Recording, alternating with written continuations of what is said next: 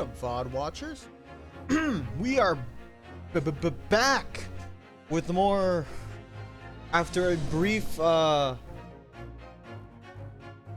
detour in the lands of the bog and Jump King. We're back with the Great Ace Attorney Chronicles. We're back to your regularly scheduled me reading aloud time. The Adventure of the Runaway Room. I'm kind of upset it doesn't say turnabout, but I think they all start with adventure now that I think about it. But yeah, well, let's continue. Yo, Chewy, welcome, and congrats for being first. Okay, first carry on. All right, I assume you gotta go home now. So drive safe, dude. Let's see. 18th February, 12:52 p.m. The Old Bailey, defendant's antechamber. What on earth just happened in there? Mr. Naruhodo, I managed to find out what happened. Susato, I was told it was an advanced form of smoke grenade, a type of exploding device that releases smoke. A smoke grenade? It sounds like the sort of thing ninjas use. They're just making sure everyone is safe now. I think the trial will start again before long. But who would have done something like that? The police managed to catch someone who was trying to flee the courtroom, apparently. Flee the courtroom? Why? Well, a young girl of around 15, I hear. Young girl? Then could it be the other passenger that Mr. McGilded was talking about? My thoughts exactly. Wasn't lying. Oh, what's become of Mr. McGilded, actually? So many things I need to ask him about, but he's not here. I think he was summoned to the prosecutor's antechamber to answer questions, along with the young girl. Who is she, I wonder? And what was she even doing here at the trial? Taking a huge risk and for what possible benefit to herself? There's another matter that's troubling me. That. The 20 pence. Oh, according to the coachman, Mr. Beppo, he took 4 passengers that night at a fare of 5 pence each. That comes to a total of 20 pence. Fat Rat, dude, what up, dude? How's it going? Hi.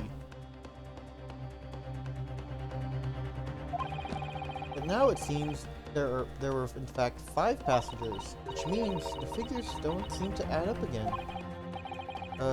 She's right. That is strange. You caught me in the middle of my reading aloud stream, which in this case is just me reading the text aloud of Great Ace Attorney Chronicles. Well, welcome. Hope you enjoy the ride. Counsel for the defense, kindly proceed into the courtroom. The trial will recommence in 5 minutes. Oh, thank you, officer. We'll go in straight away. Well, whoever she is, I imagine this young girl will be asked to take the stand and testify now.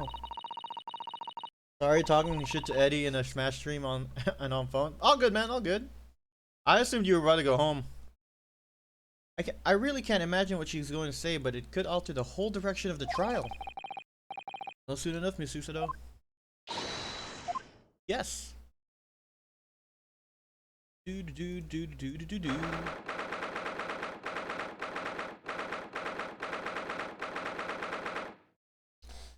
18th February, 1 p.m. The Old Bailey courtroom. Oh shit, that's a new character. The side there. There's a young girl next to Mr. McGilded. Look. Must have been the one who caused the disturbance before. Yeah, she was the one that threw the smoke grenade into a courtroom, huh?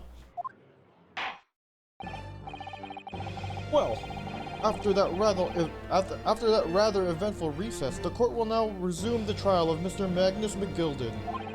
Now then, Lord Van Zykes. My lord. I believe you have established the cause of the smoke which veiled proceedings earlier? Seems to have been an advanced form of smoke grenade. The sort of typically employed by the army. Good gracious, the army! What in the devil's name? Dude, your hairpiece is a little askew there, buddy. It was an elaborate attempt by a young girl to cloak her escape from the public gallery. She was caught, and now occupies the stand. Your name, girl? Are you responsible for the smoke grenade which induced such pandemonium here in my courtroom? What's the meaning of this deplorable behavior? If I may, my lord. Yes, Mr. McGilded?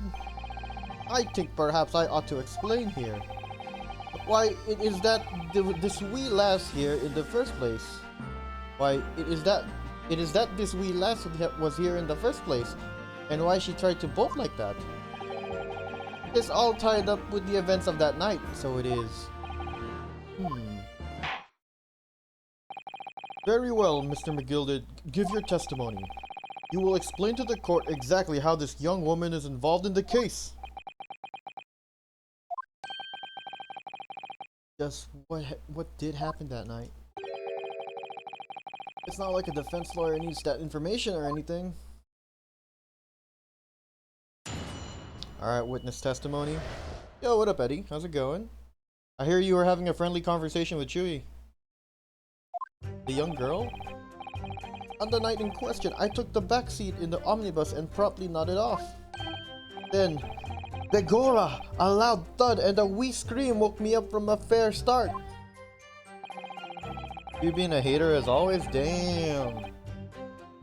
There was a fella collapsed on the floor at me feet, so I sat him up on the seat across from me. Then I turned to find where that scream had come from. And bless my soul, what did I find? Dang, why he hating this time? Aw, dude. There was a child in there, all curled up in a ball, hiding her wee self away.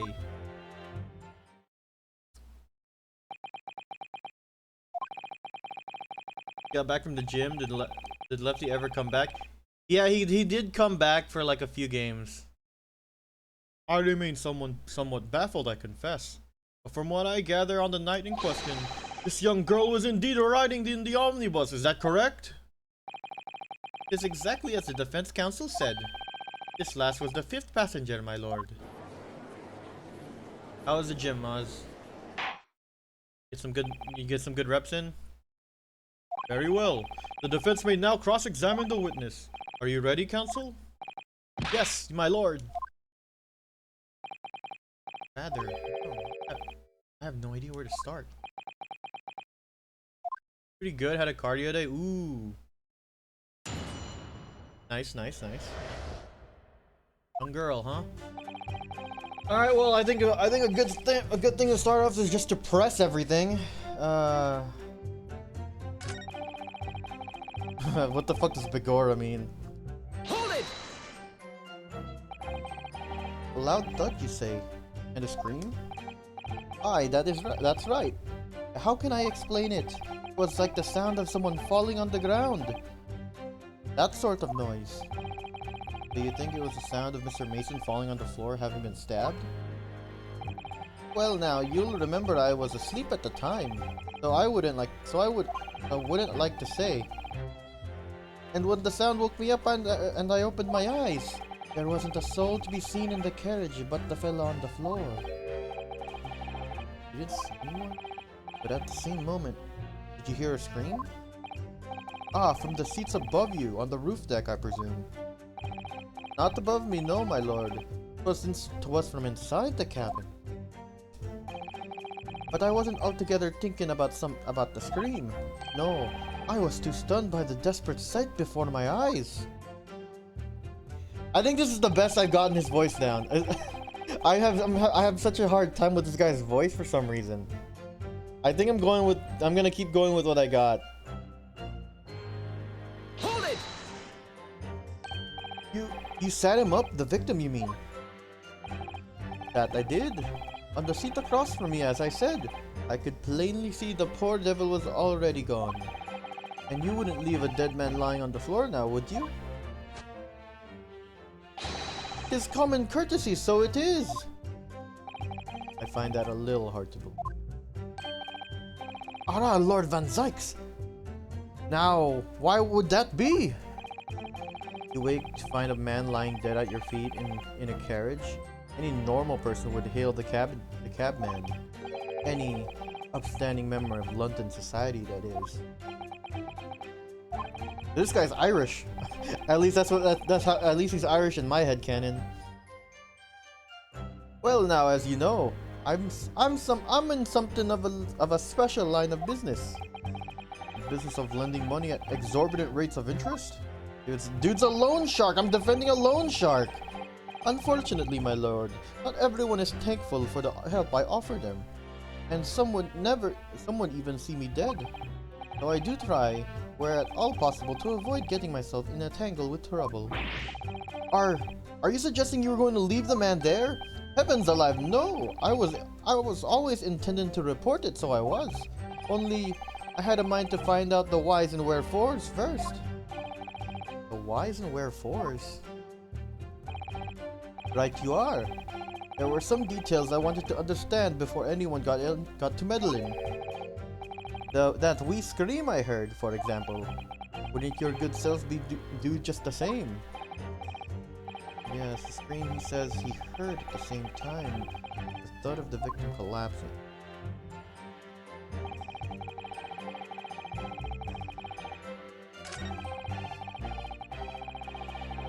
Hold it! You say she was hiding herself? Aye, that's right. It was hard to see in the dim lamplight, but she was all curled up in a wee ball.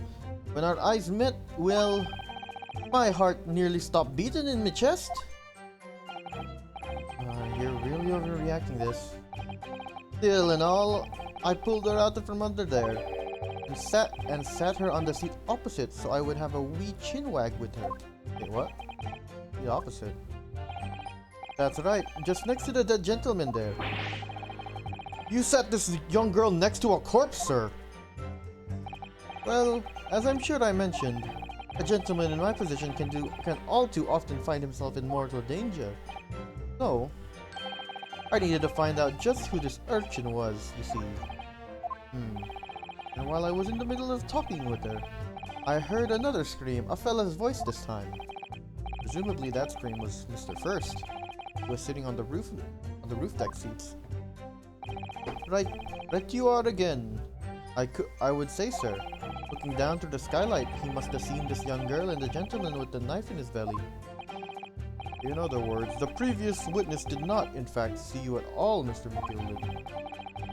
What they believed to be yourself and the victim was, in fact, this girl and the late Mr. Mason. Aye, my lord. I was, as I think everyone understands now, sat at the back of the carriage out of sight.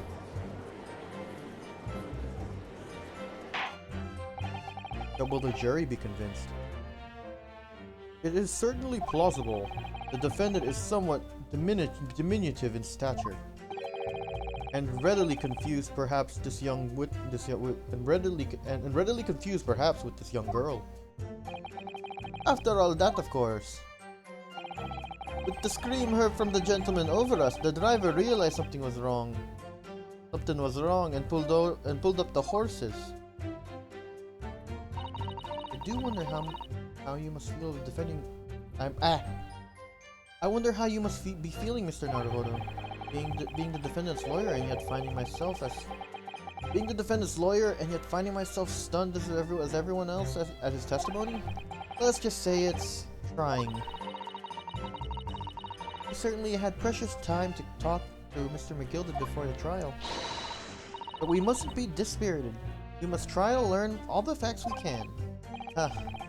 We arrived in London this morning. I didn't see my day panning out like this. Mr. Naruhodo, no grumbling, even in your head.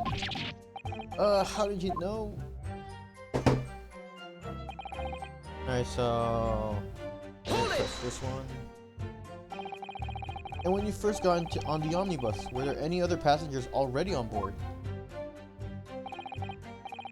There were not. The cabin was empty. Oh, wait up. I gotta do something real quick. Not related to me leaving my computer or anything, but like kind of important. I don't think I'll get anything off of it, but you know. Yeah, I didn't get there. Damn it! I saw the notification too late. Maz, I was trying to get I was trying to podium in Solomon's stream.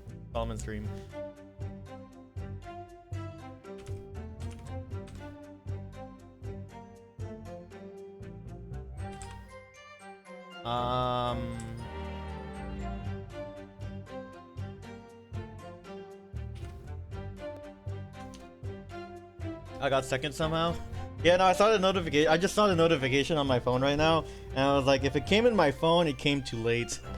I had to try to see maybe I could get third.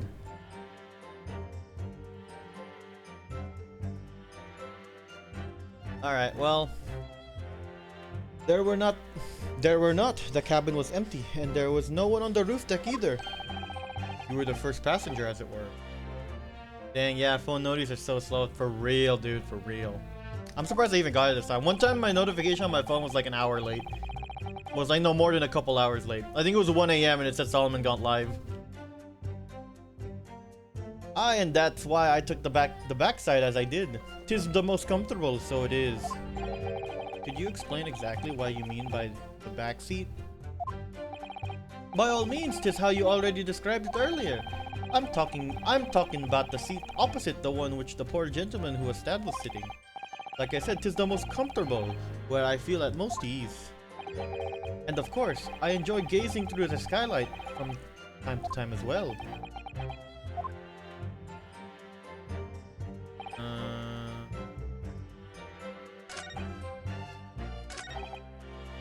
Hold it! I'm afraid I don't understand. I'm sure you told the court that there was no one else in the carriage except yourself and the victim. So I did, sir, so I did. As far as I could see, that is. What do you mean by that? Well now, 'tis a queer thing. The wee scream I heard as I woke up came from, if you'll excuse the vulgar expression, under me backside. Good gracious! Under your backside? When I lifted the seat on which I'd been sitting, I found there was a wee cubbyhole there for storage. Mr. Naruhodo, we can examine the omnibus ourselves, remember? Of course, the whole bus was submitted as evidence. I already did this. That would be a very good time to have a look through around inside. And that's when I found her.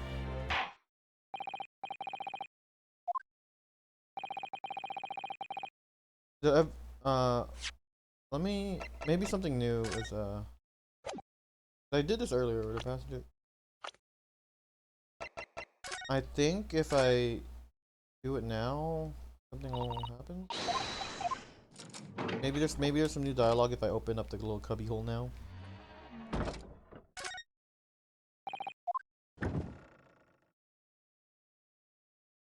Hold on a second. Hold on a second. There was more stuff here earlier. The storage compartment, but there's nothing in here. It's totally empty. It doesn't seem right here. I can't put my finger on what it is. Yeah, there used to be stuff in there when I examined it earlier. The events are wait. I don't think I read it. I don't think I was. The events as explained are clear in my mind. However, at least one conundrum remains. Who is the girl? Her name is Gina Lestrade, my lord. She's a chancer. Earns her crust among large crowds, relieving people of their purses. What's commonly called a pickpocket. What? This girl here? A petty thief?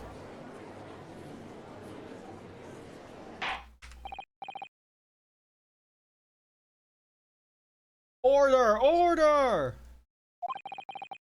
Is this true? Miss Lestrade? Is it Lestrade? Or I don't know. I'm going with Lestrade. You will answer the question. Whoa! Ah! How dare you! What is the meaning of this? Oh, she ran away. Ah! The girl! She's gone!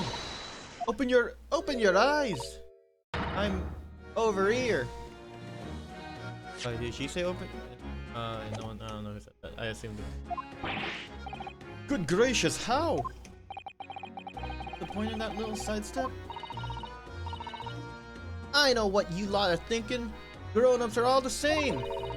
This dirty little dipper, you'll say slipped up and got caught on the job. She got herself backed into a corner, so she knifed the guy. Knife the gent. Yeah. Go on. That's what's in your heads, ain't it? No, not at all. This is a court of law. We're here to determine the truth, not cast. Oh, it's green. Oh no, I got smoked. Look, knives are for cowards. Only thugs use weapons like that. All I need for what I do are these fingers. I'm a professional, all right. Maybe not in your eyes, but I got pride in what I do. Girl's got character, attitude. Let me guess, you don't count smoke guns among weapons for thugs. Oh, this? Yeah. This was in a bag. This was in a bag I lifted the other day. Down where they keep the four-wheel drags. It's nice, isn't it? I like the pink vest. Ah! Don't wave that thing in my direction again! Oh, he has his wine. He's filling up his wine glass. So, you admit that you were riding in the omnibus in the night in question.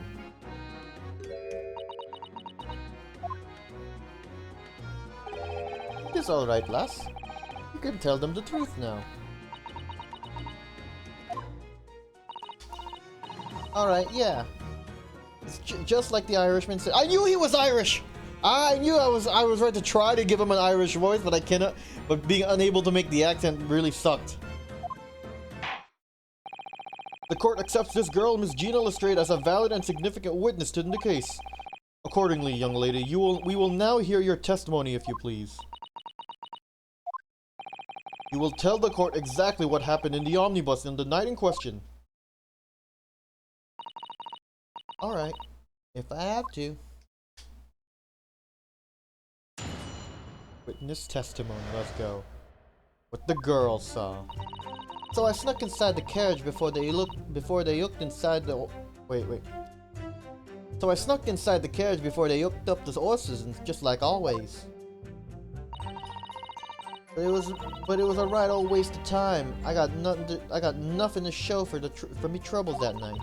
I tell ya, I can't see a blind thing in that hiding place. It's pitch in there.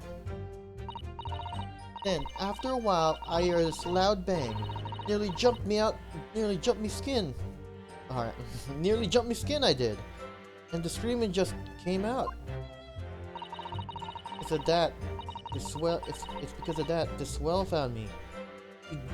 He did help me get away, mind. Dude, British, like, slang, and, like, not really slang, but, like, urchin speak is kind of hard. Yes, he did let you go. I fail to understand why you would let the street urchin go, Mr. McGilded. Oh, to simplicity and self, my lord. You see, she couldn't possibly have killed the other passenger. I knew that for a fact. How? As I'm sure I said before, sir.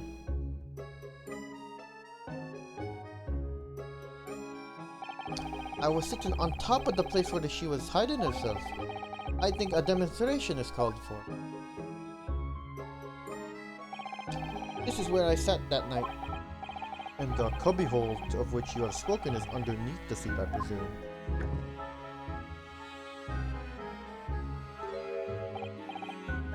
Yes, it does appear to be large enough to accommodate someone of this girl's stature. Aye, but of course, the wee lass was stuck in there because I'd parked myself on the seat for the duration. Oh, so you see, that's why I let the last bolt. I knew that if the police found her there, they'd automatically assume she'd done it. But I couldn't live with myself if a young life was ruined when all the time. When all the time I knew she was innocent. Even though you must have realized your actions would result in your own innocence being called into question. Not at all, my lord. Not at all. I knew in my own heart that I was innocent. So I thought.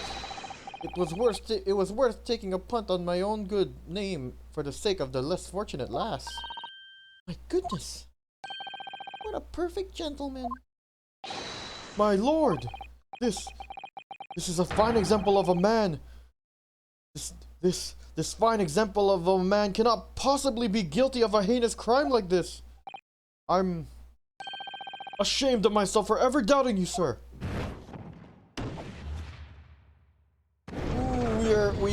We are slowly approaching the innocent.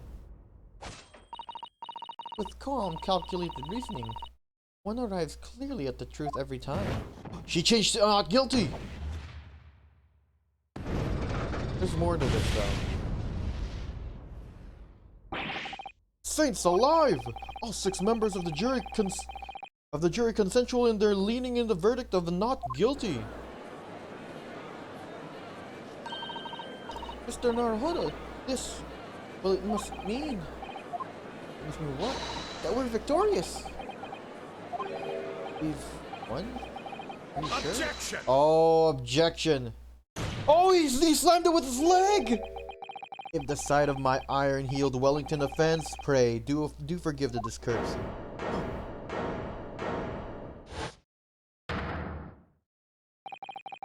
Really is a consummate example of the one monumental flaw in British judicial practices, where evidence and reasoning should be paramount. Emotions rule the day. Emotion. The witness's latest statements gives us a clear insight into his true nature. What do you mean, his true nature? Do you really think Scotland Yard would have made such a glaring omission? After the incident, the omnibus was comprehensively searched by officers of the police. Obviously, the interior of this cubbyhole, as the witness put it, was included in their investigations. Oh yeah, because I knew it. The compartment under the posterior seat was full of the coachman's belongings. It's noted in black and white here in the police report. Good lord! The evidence has been tampered with. In order to corroborate Mr. McGillicuddy's story, someone has unlawfully removed everything from under the seat. What? Yeah, I saw that coming. I investigated it. Order! Order! How could such a devious contrivance possibly have been affected, counsel? Naturally, we must acknowledge let me start over. Naturally, we must acknowledge the deficiencies in the constabulary.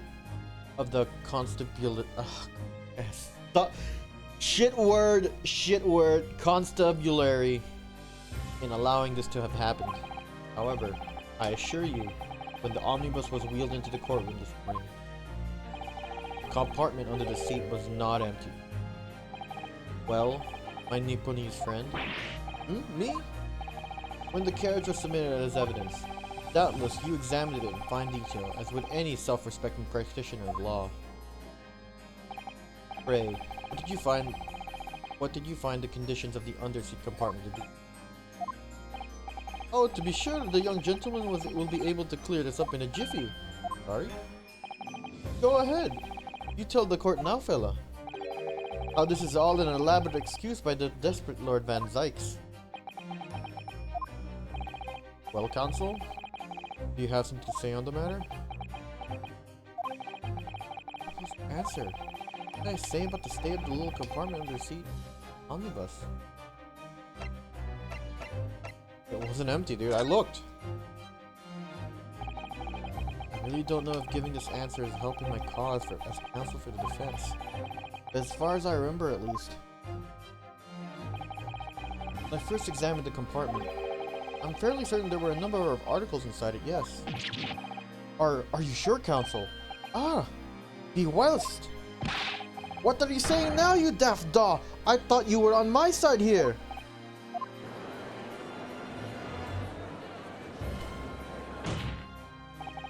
What game are you playing?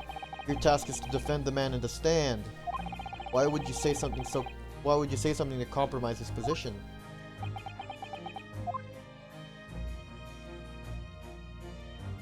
I need to take a deep breath. As the advocate for the defense in this trial, I confess I'm still not entirely sure where I stand. But it seems to me that if I should state what facts I should state what facts I do know as clearly and honestly as possible. Interesting. It's not altogether pleasing, fella. I'm simply telling the truth, Mr. McGilded. Well, don't forget that you're supposed to be representing my best interest here, lad. Now then. Our fella's memory is a curious thing and not altogether reliable. No, the courtroom must consider the facts. That their cubbyhole under the seat is as empty as the devil's heart, so it is. You think perhaps it would be in your best interest to now admit that you might have been mistaken? Why do I feel like something's not right here? I should like the jury to weigh in on this matter, I think. That compartment is designed to house equipment used to maintain the smooth running of the carriage. The guild rules state that the omnibuses should be properly and fully equipped at all times, so it certainly wouldn't have been empty on the night in question. Beppo isn't that responsible. That money-lending fleecer and pick purse are lying! Taking a swig mid-trial? What a Chad. Dude, that guy is quite the Chad. He represents the public transportation system. Ah! This guy just got a knife while in the jury, okay? I can't believe I was nearly taken in. The stinking rich are always stinkers. Nothing but cowards, the lot of them. What? Oh no. It's a trick! Of course it's a trick!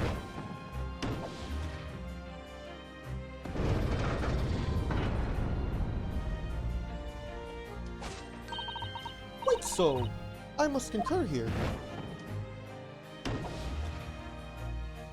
Oh, it's back to 3. Oh, they better not all be turning. With calm, calculated reasoning, one arrives clearly at the truth every time. Yes, but every time a different truth, it seems.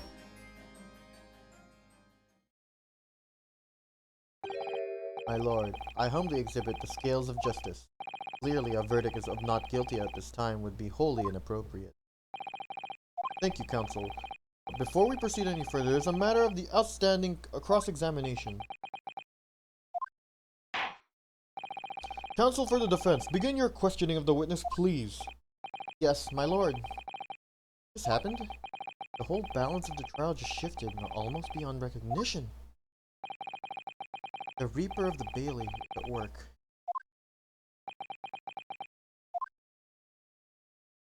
I guess this guy's my Edgeworth?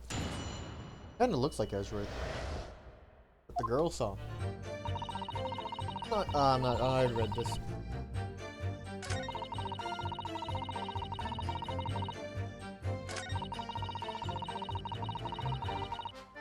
Hold it! So you couldn't see out. So you couldn't see out into the cabin at all.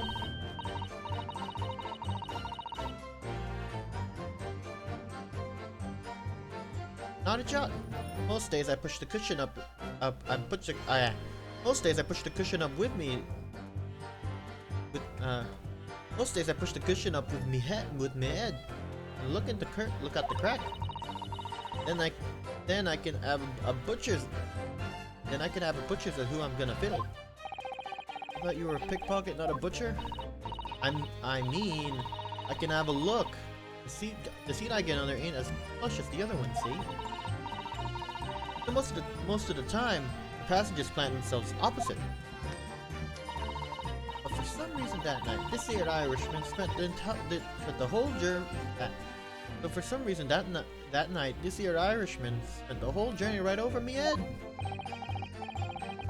For that reason, you weren't able to push the cushion up to peek out. I see. Truth is, I ain't too happy in small dark places. Feels too much like being thrown in a clink. But it's the only place to hide in them carriages, so it's Osmond's choice. And just Why doesn't she just stick to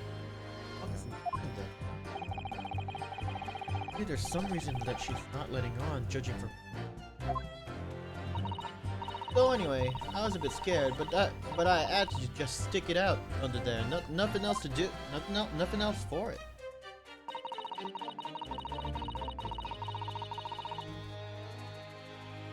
Eddie, Miriam. Hold it! When you say a loud bang, do you mean the noise of someone falling on the floor? Could have been, I suppose. I don't remember so well. Point is, it made me jump. You let out a scream involuntarily? That's right. And I felt the cushion over me get lighter all of a sudden. Presumably when the defendant got up in order to help the victim, yes. Or not. He really attacked Eddie midstream? Ah, dude, I need to get my XP, Maz. It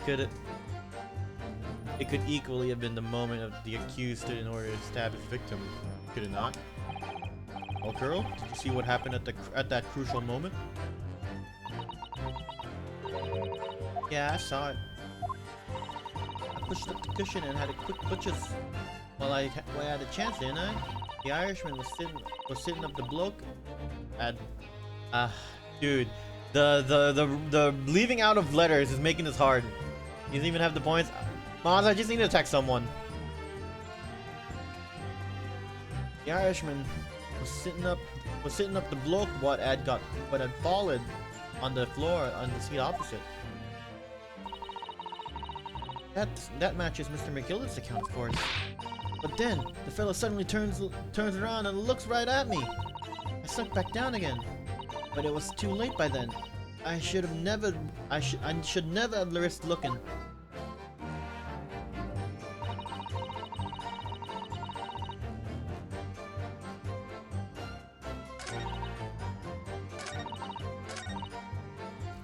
Bang.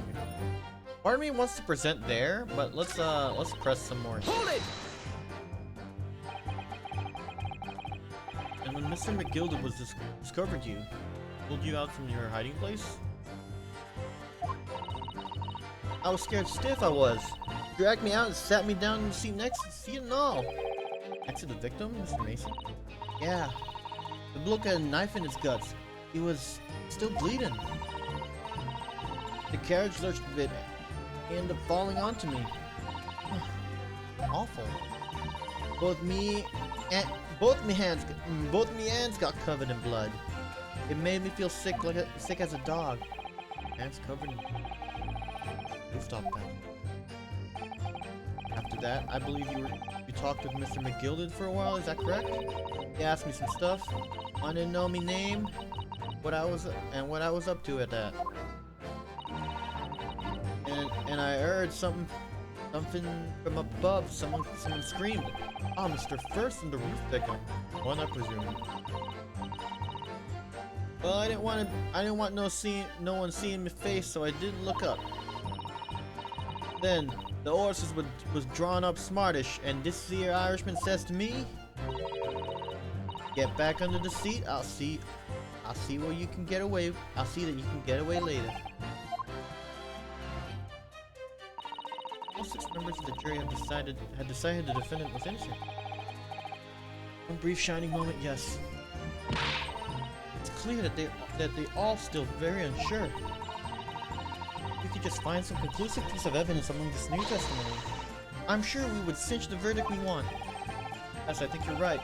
And I have this niggling feeling something's bothering me. Can't quite put my finger on it.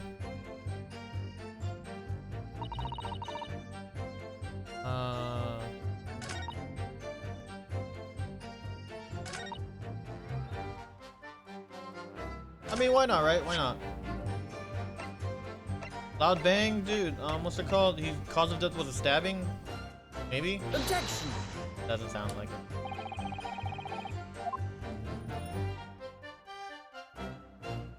Worth a shot. Worth a shot.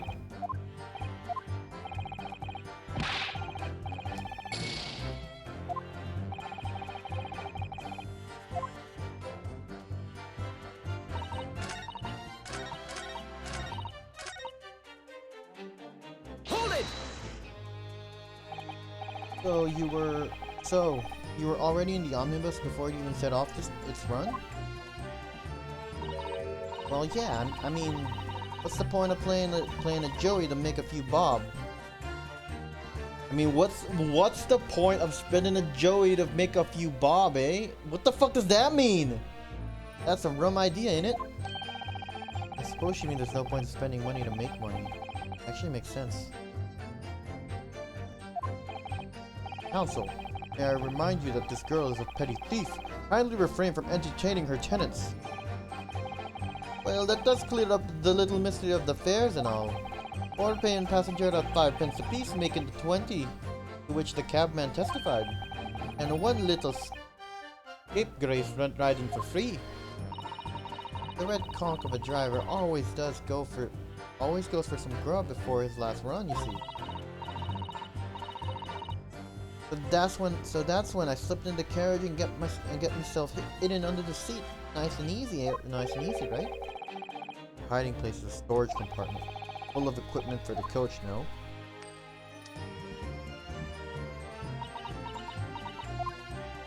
Silence speaks wonders.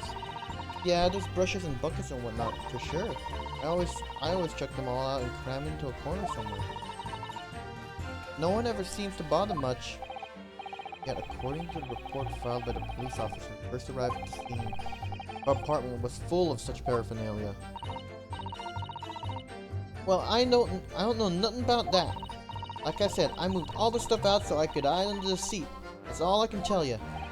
I think we've reached the end of that line of inquiry. Continue. Here. Hold it! A waste of time? Why is that? Well, most nights I'm on my own with the guard permit. And the guard permit at least some of the time. I beg your pardon? You say guard permit? Oh yeah, well that's what McKine call it. It's the omnibus, I suppose. Point is, any normal run, the carriage ain't got no one in it for a while. That's when you come out of your hiding place and get away.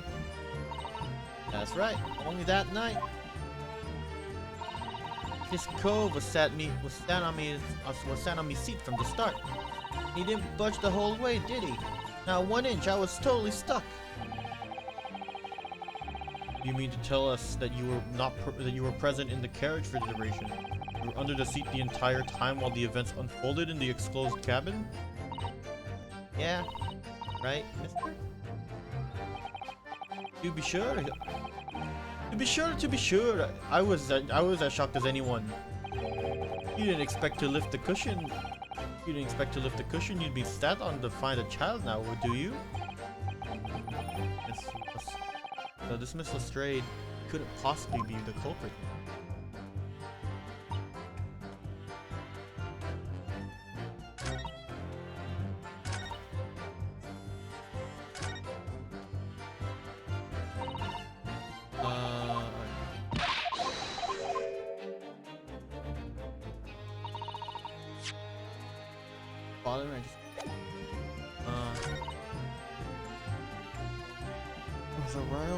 Alright, what evidence do I have?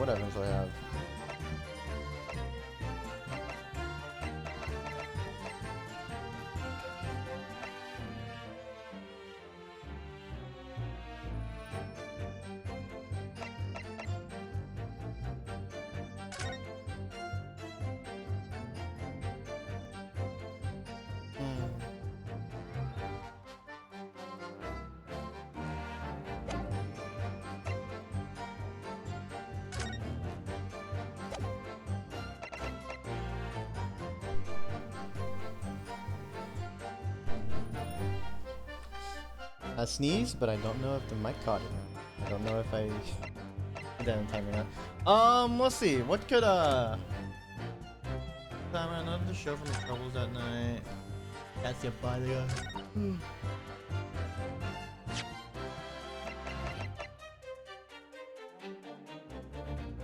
Objection! Damn it. Alright, it's time to enact the old save state policy. Not save scum policy.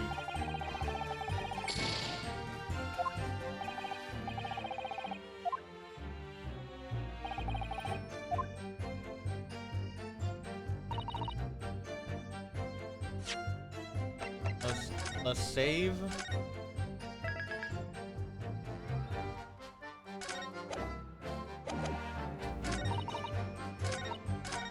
Hold it!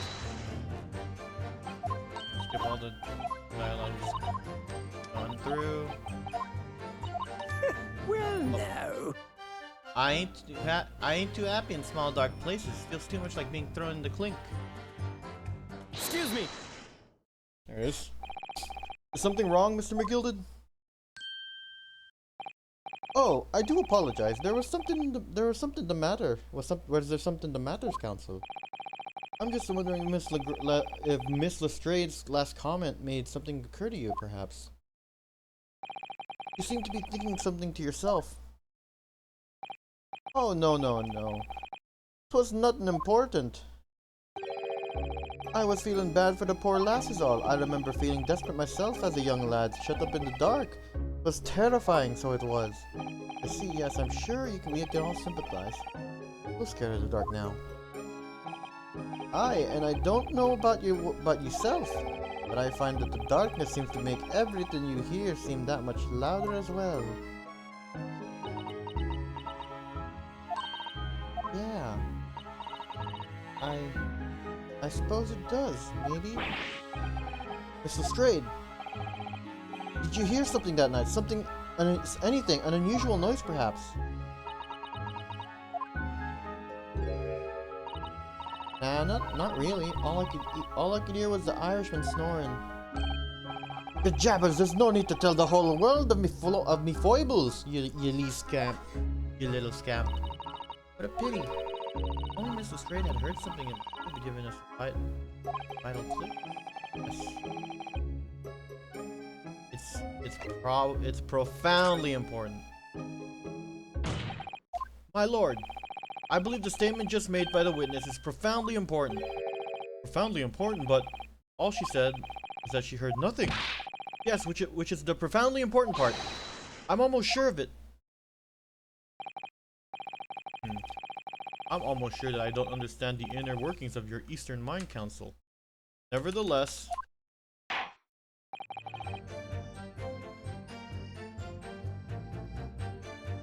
Miss Gina Lestrade, you will supplement your formal testimony by repeating the last statement, please. What? Supperman? What are you on about?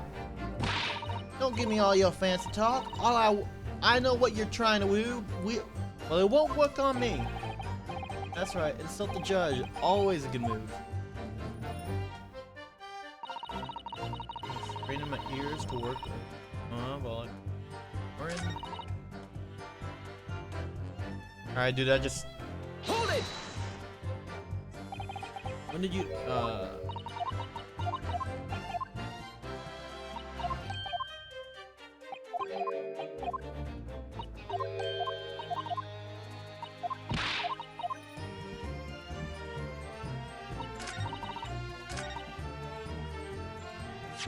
all she heard was snoring. Right? All she heard was.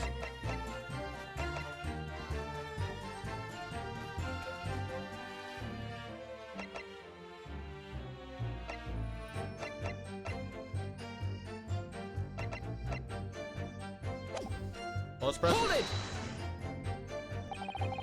it. So you were straining to hear what was happening the entire time. Is this the moment you hid yourself? Not exactly, no. Sorry? Well, there was no one in the cabin to start with. I could just push up the cushion and have a butcher's see what's what. Then, when I saw this swell getting on, I got me head down and so he didn't notice me. Mr. McGill sat in the seat under. Got on the seat under which you were hiding, right? Correct? Yeah! Would you Adam and Eve it? Yeah! What a mug! So then all I could do was listen. I was waiting to jump out of here as soon as I heard him leave, see? But would he? Not likely. Even though we stopped Even though we stopped here and there, I never heard the door open.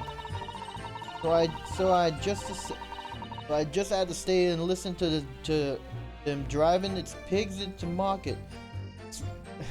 Snoring like an old hog he was.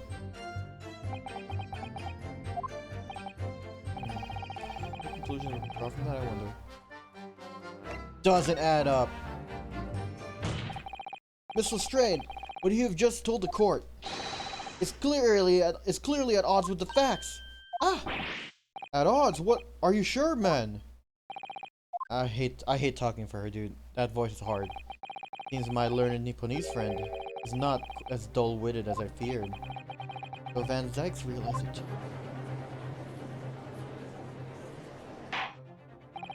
Counsel, I must insist that you bolster your claim with evidence or some complicit party's name at the very least.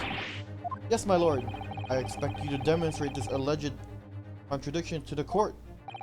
According to Miss Lestrade, whilst she was hiding in the omnibus that night, she heard nothing but the sound of Mr. McGilda snoring. Think, Ryunosuke, think. There's something else she should have heard.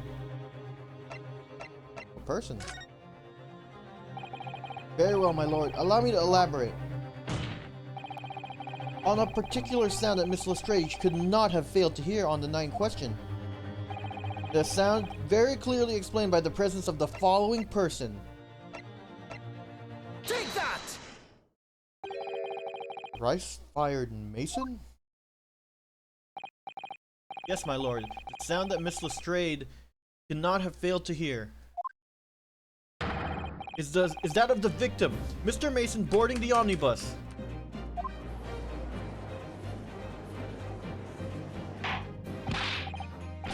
Order! Order! Explain your reasoning, counsel. Miss Lestrade, let me confirm something. You claimed earlier that you were the first person to on board the omnibus, is that correct? Yeah, of course I was. I got on while the driver was in the pub, didn't I? And the next person to board the omnibus was Mr. McGilda? That it was. Not a soul in the cabin when I climbed aboard. At least, not in plain sight. So you were, in all intents and purposes, alone in the enclosed cabin of the omnibus at the time. Did I just not say as much? I wasn't traveling with anyone else, if that's what you mean. Yeah, I saw him get on, remember? Through the crack under the seat cushion. He was on his own for sure. And from what we've heard, the carriage made a number of stops after that on its onward journey. During which time, did you not hear the door opening and closing at all? Nah, I never heard it. That's exactly what I was listening for, weren't it? Waiting for the swell to leave. In which case, when and how did the victim end up in the carriage? Ah! We all know that the victim collapsed inside the enclosed cabins in the omnibus. Therefore, Miss Lestrade's statements about what she did or did not hear is at odds with the facts. Ah!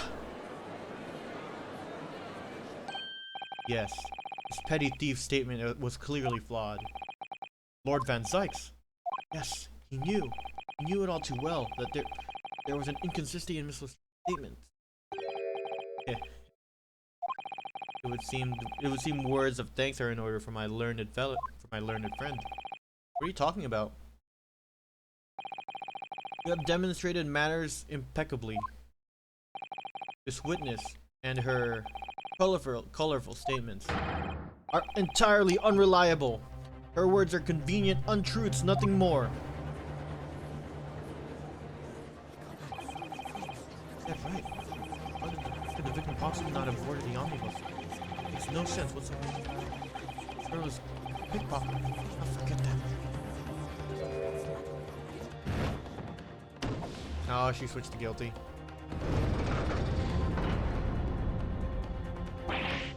Ah! So she didn't even say anything. I didn't want to judge the dear little mite just because she has some rather naughty ways. But I must say, I can't abide liars. Neither can I, Mr. Foreman. I didn't want to judge the girl just because she was some less than salubricious ways. God, with the words of these people. But I must say, I cannot abide liars.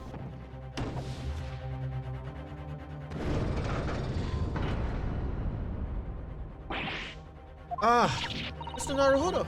That's 5 jury members leaning towards guilty.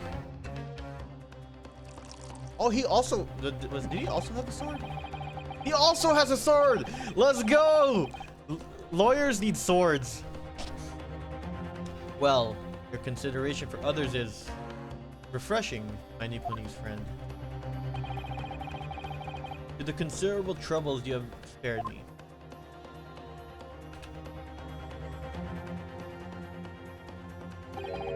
Yes, very refreshing. Ah! Yo! What are you playing at? Have you forgotten who you're working for, you useless Eastern Amadan? This carnage, it's perfect! Number 2 is the only one left. Mr. Naruhodo, the way this is going, I know. I can't find something new to convince everyone that Mr. McGilden's innocence. The judge will rule, and we'll have lost. I very much wanted to believe the words of one of London's most respected gentlemen, but those of us in service know we must accept hard truths. Hold it! Ooh, let's go with the hold it. Yes, the witness's last statement seems to have revealed a critical inconsistency in her story. However, if we consider the possibility that her statement is in fact the truth, it may shed an entirely new light on this whole case. What are you saying? Counsel! I'm sorry, sir? Whatever do you mean? Counsel, I will not tolerate you attempting to prorogue my abjuration. Explain yourself at once. When the accused boarded the omnibus on that night in court, the victim was nowhere to be seen. Subsequently, the carriage door was not heard opening a single time, and as testified by the witness in the stand. And yet the victim's body was found inside the carriage. If this petty thief's words are to be believed, how do you explain the victim's miraculous appearance inside the cabin of the omnibus? Oh, take a deep breath. There's only one way to explain how the victim came to be inside of the carriage.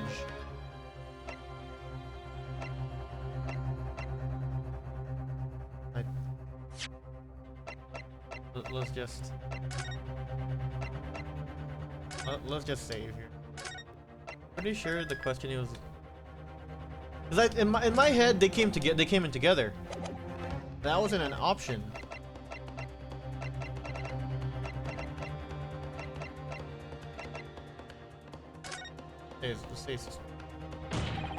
Obviously, the victim must have been placed in the carriage after he was killed. This is wrong. This is totally wrong. Tell me, my learned friend, what was the function of that obviously in your last sentence? Yeah, it's totally wrong. Well said, Lord Van Zyke. The obviously is troubling me here. Okay, you know what? I'm not one above Satan's coming.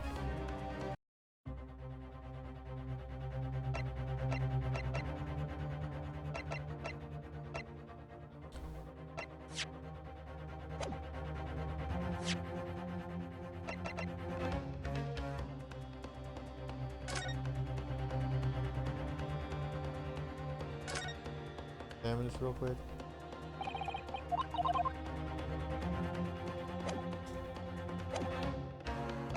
There was another entrance. The door wasn't even opened once. Only explanation of the victim entered the enclosed cabin some other way. I wondered what the new fantasy of yours would come with in your blind panic. But behold, the omnibus is here for all to see. Only one side of the enclosed cabin is furnished with a door. The other has only windows. 6 windows which cannot possibly open. In short, there is no entrance to the cabin other than the door. But there could be. There's one possibility you haven't considered. Yeah, the skylight. Oh, really? Yes, one other way inside isn't the door. Another opening, the use of which allowed the victim to appear inside the enclosed cabin. Alright, counsel. The defense will identify the location for the court. Here is the omnibus in which the incident occurred. Where on earth was this entrance by which you proposed the victim entered the cabin? Right here? Around Take here. that! The answer is obvious. It can only have been the skylight. I say, the skylight! Objection! Your ludicrous proposal almost has me lost for words. However, Objection! the skylight may well be large enough for someone to pass through. Objection! So you claim. But do you have a shred of evidence to support your able-brained theory? Both Mr. McGilded and Miss Lestrade said the same in their testimonies. They each claim to have heard a loud thud, such as the noise being made by someone falling to the floor. Yes, which has already been explained as the sound of the victim falling from his seat, having been assaulted by the dagger. Yes, it has, but would a man slipping from the seat onto the floor really have made such a loud noise as the witness described? A noise loud enough to cause Miss Lestrade to let out an involuntary cry, in fact? Good gracious! Perhaps, in fact, that was the moment that the victim made his entrance into the cabin. No, let me rephrase that. The victim didn't enter the cabin as such. He fell into Objection! it! Like how he has a different font.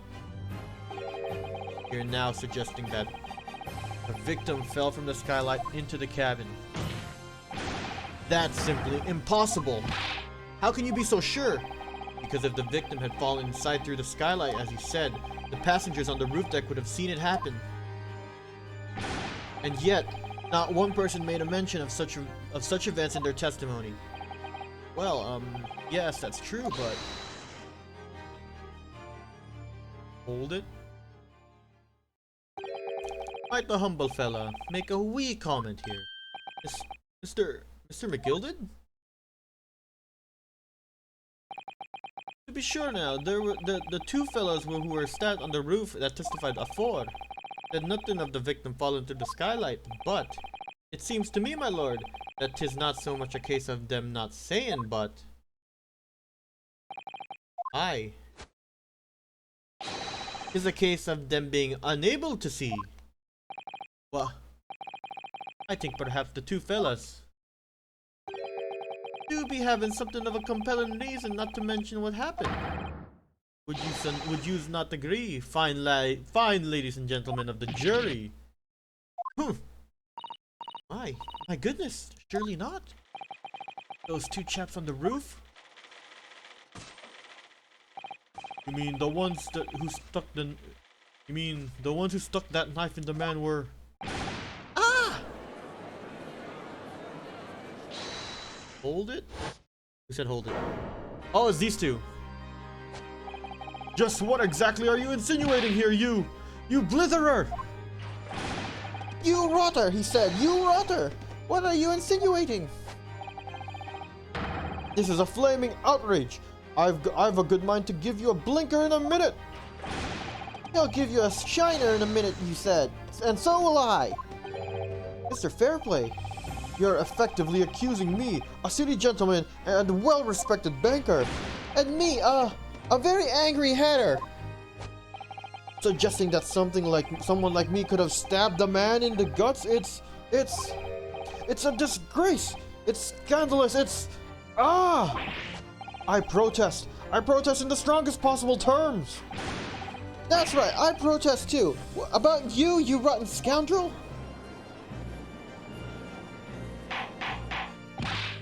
Order! Order! Order! This is not the time, witnesses. I will not permit this wanton invasion of the stand. Return to the anteroom at once. But this is beyond reason, my lord. It's outrageous. It's very hurtful, you know. My lord, if I may comment. Go ahead, Lord Van Zykes. It was the defense that incited this outburst of witnessing. My learned friend has seen fit to abandon all protocol and accuse the witness without proof. Accuse? I never intended to. Seems young Nipponese. A man of the English tongue is wanting.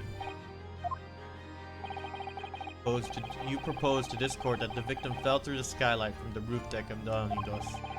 That hypothesis cannot possibly stand without the rooftop passengers being aware of the events. You have branded these gentlemen liars, and you have intimated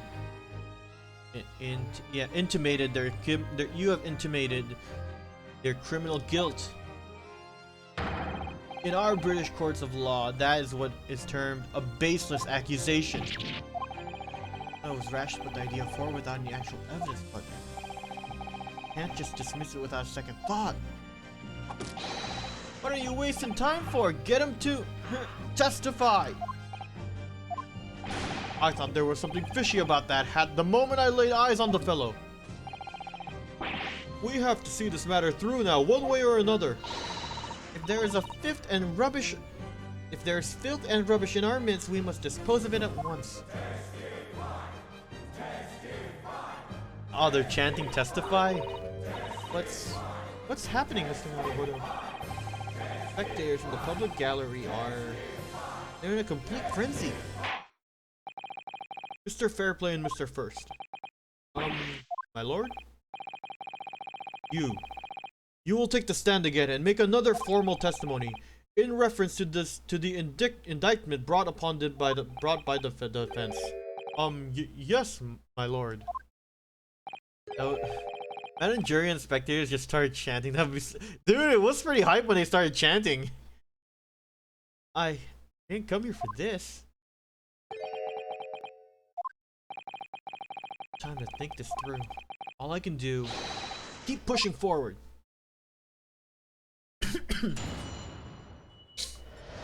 Alright, refuting the accusation, let's go.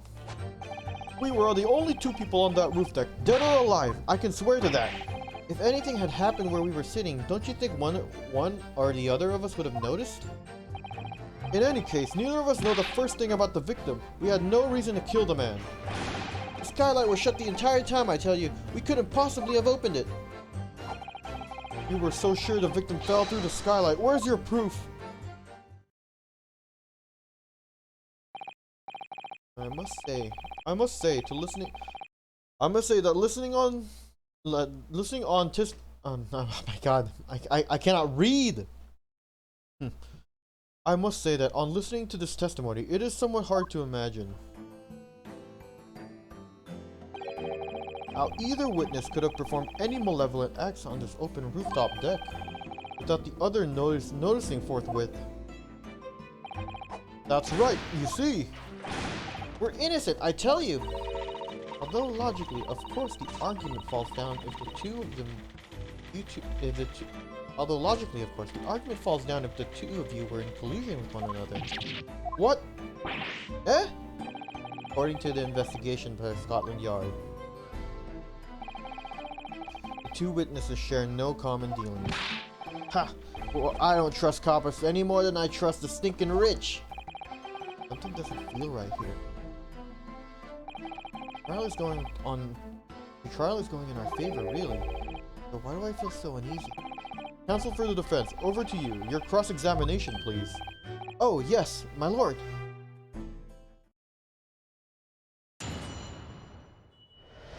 Alright, time to fucking press.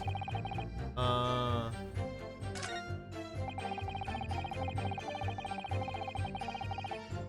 it! Well, it was on the final run of the omnibus at past 10 o'clock in the evening. It certainly would have been quite dark, perhaps too dark to see clearly. So this is some kind of lark? Is this some kind of joke he said? Is that what he says? Is that what this is? Or perhaps one or the other of you fell asleep briefly. Are you fair dinkum, sir? Are you fair dinkum, sir? Are you serious, sir? That's what he said. It's impossible, I tell you. I'd give you the keys to the vault if you could fall asleep in that bitter cold. And if you did manage it, your eyelids would freeze over shut and you'd never open them again. Bro said put up your dukes, dude. I'll put my dukes up. That's extreme. It was extreme, I tell you. And we had to put up with it because this man had locked the door. Any true gent would have unlocked it and let me in when I knocked. I'm dreadfully sorry about that, young fella. But you see, I was away with the fairies. I didn't hear you at all. That's a lie. I saw you through the glass. You were talking to someone. Now, 'twas a cold night, so it was. People do be seeing things that aren't real in the cold. 'Tis hardly surprising. Seeing things! I believe we have reached an impasse here on this particular point. Ah, you! Don't take it personally now, lad. If I am a suspect in this case, it is only fair that you and the other fiend are too.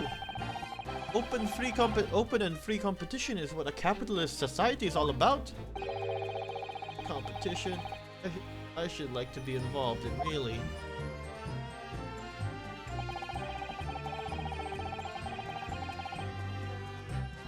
Hold it! So, you had never met Mr. Thrice-Fired Mason before? Oh, Lume, no, not once, never! He'd never met a man before, he said.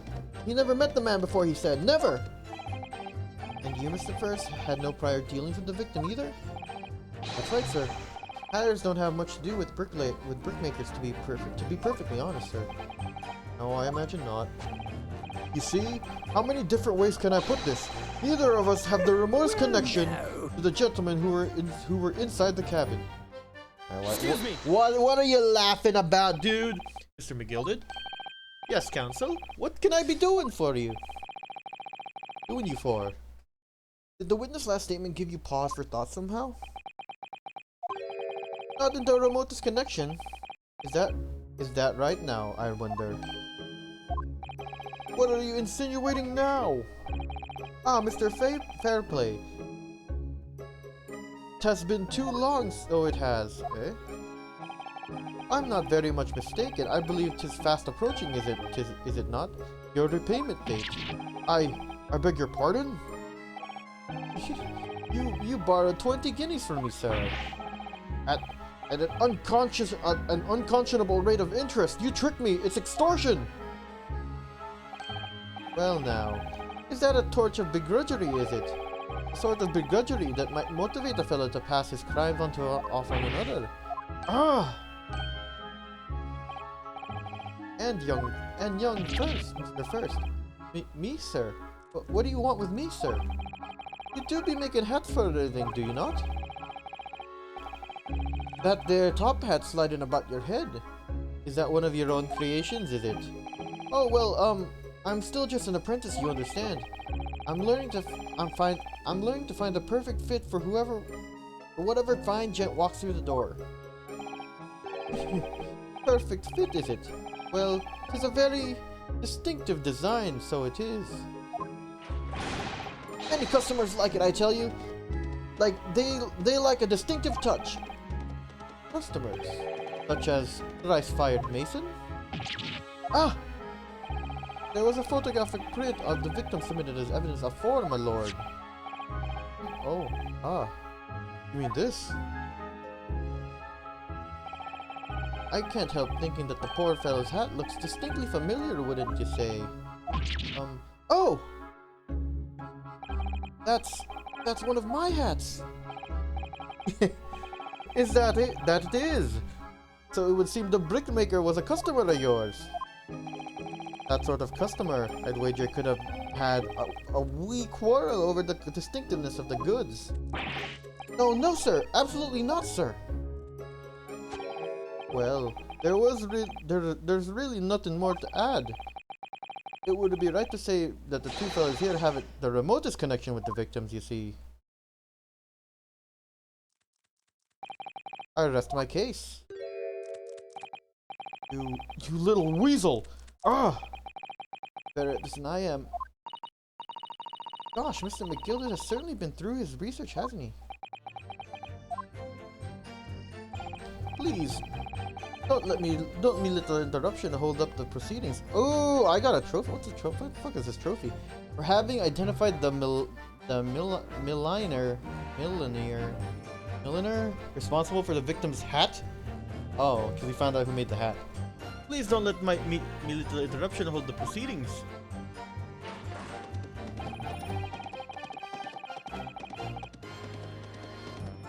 Hold it!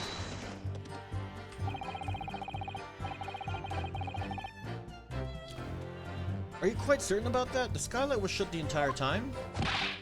I'm going to lose my block with you in a minute. He's going to lose his rag with you any minute. That's what he said. Take a look for yourself. Go on. See? It's shut fast now, just like it was on the night. So it is. Of course, a fellow the size of Mr. Mason could likely break right through it and steal it all. What? Just looking at the size of the thing, don't you understand? Now you hold there a minute, sir. The size of the ting doesn't matter. Not on its own. Let's consider the bigger picture here, shall we? Stop biting our cane, shall we? I was riding the omnibus on another occasion when well, I broke wind loudly. I shocked myself with it, As it happens. This is an unexpected confession, Mr. First. Oh, I just mean to say, well, the point is, I tried to open the skylight, you see. But, just my luck, I couldn't make it budge. The stench was terrible. Everyone was looking daggers at me. I went as red as rouge today. Man farted and got himself embarrassed. Are you expecting me to sentence you? Oh, no, sir. The point is, the skylight can't be opened. I tried and tried when I was inside the cabin. When I was inside that cabin of shame. Hey, what? You were inside the cabin? Excuse me! You have something to say about that, Miss Lestrade? Not her. Miss Lestrade! It opens. Hmm? The skylight. That's what we're talking about, right?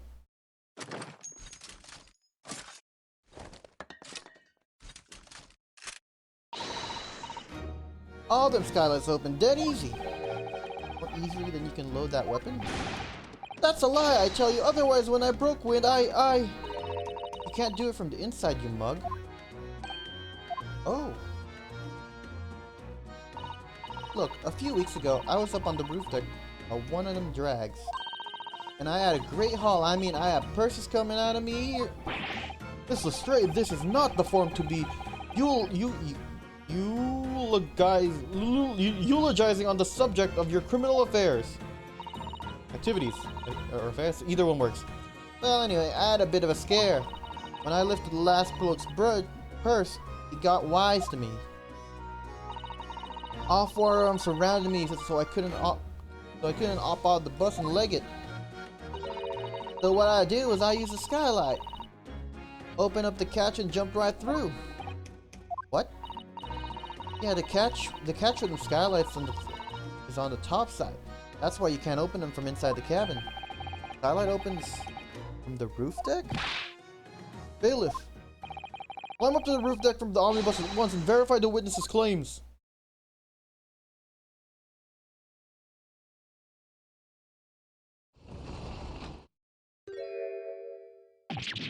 Ah! On my hat! See? Order! Order! Order! So, it appears that the street girl statement is quite true. Believe it, the skylights opens. From the roof deck. Mr. Naruhodo! This could be the clue we've been looking for. Well, counsel for the defense, please continue with your cross-examination. Yes, my lord. The skylight opens. Perhaps I should investigate it for myself.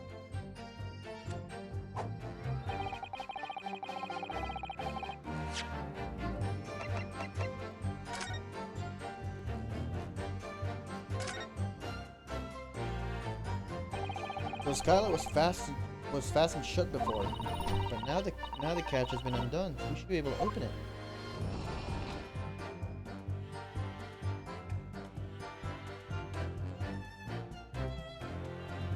Oh, what is that? Is that blood I see? You can certainly see the inside from the carriage through this opening, that's for sure. Yep, there's a lamp in the enclosed cabin. So I'm sure the witnesses could have been able to see it quite clearly. Not good for us. Dude, there's blood like right there, dude.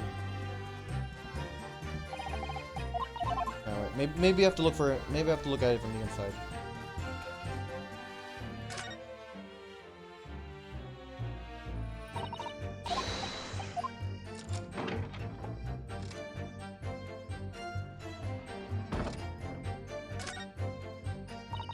Yes, it does open very wide, doesn't it? I have to kick someone like you through, certainly, Mr. Naruhodo.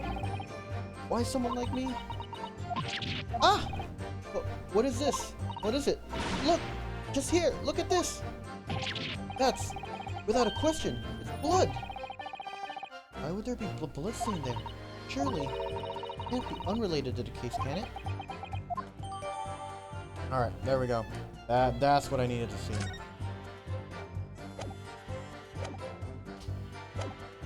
Alright, where's your proof? Proof's right here, man. Proof's right here. Proof is in the pudding. Objection. On the night in question, the victim was fatally stabbed in the stomach, and immediately afterward, the victim's body was pushed through the skylight in the cabin below. Those are the facts, and the irrefutable proof remains clearly visible in the omnibus that stands before us today in this very courtroom. What? That's utter humbug.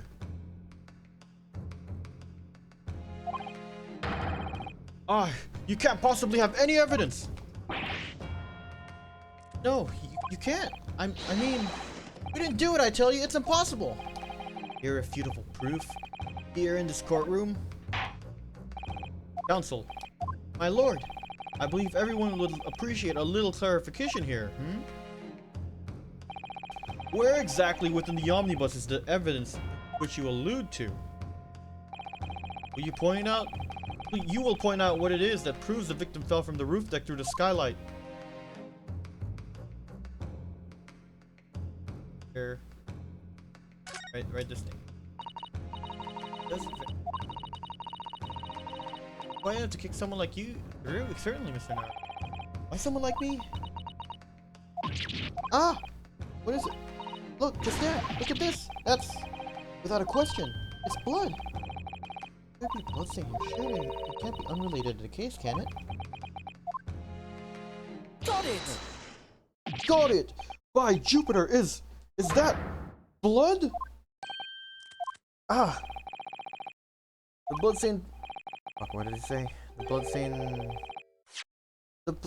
This blood stain proves two things. Firstly, when the incident occurred, the skylight of the omnibus was open. What?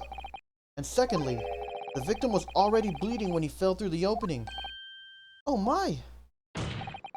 And so it follows that Mr. McGilded, who was inside the enclosed cabin himself at the time, cannot possibly be guilty of this crime.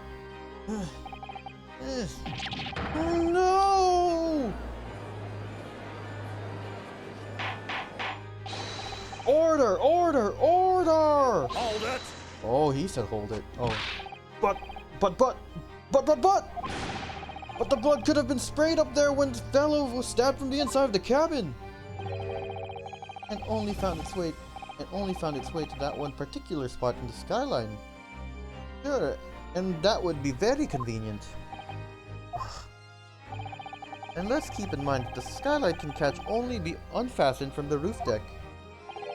I myself wouldn't have been able to open it now, would I? But, There's no way for certain, is there? If the jet really fell through the skylight, I mean. Why don't we have a good look at the floor of the cabin between the two seats, Mr. First? It's all too plain if you see. There's the aftermath that shows the portfolio dropped from the fair height right there, so it is. What? No! But it can't be. It's all lies! My fellow jury members, I think we can all agree that this is clear proof that of the defendant's innocence. Can't we? I believe we can. Yes, sir. Clear to me now where the filthy rubbish can be found in this courtroom. So, they thought they could pull the wool over my eyes, did they? I won't tolerate any of the guild's carriages being sullied with blood. I won't tolerate it. Oh, I always knew that nice gentleman who gave us that delightful park couldn't have done such a thing. On three then, everyone. 1, 2. Where's the hold it? 3. Objection! There it is.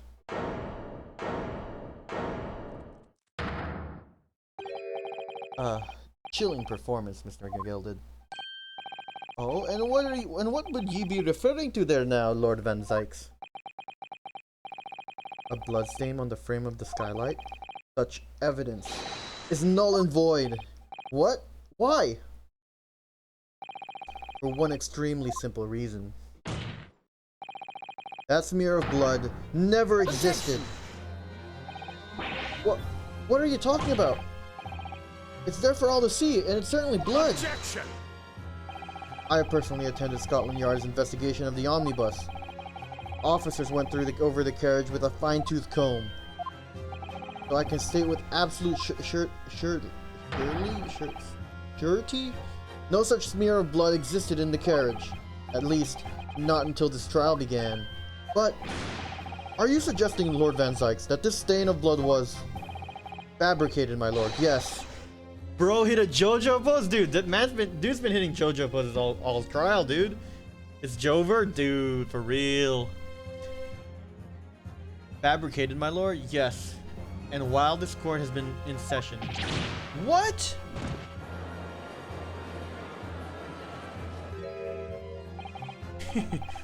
What a palaver.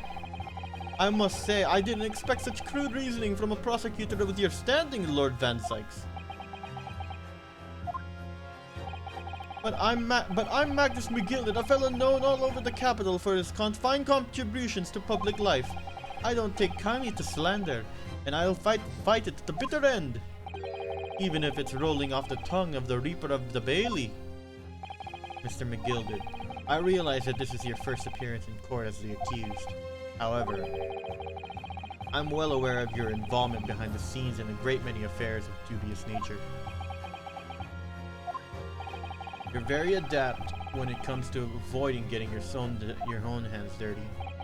And each time it happens, that case you're involved in investigated, you adapt the facts. Adapt the facts? What does that even mean?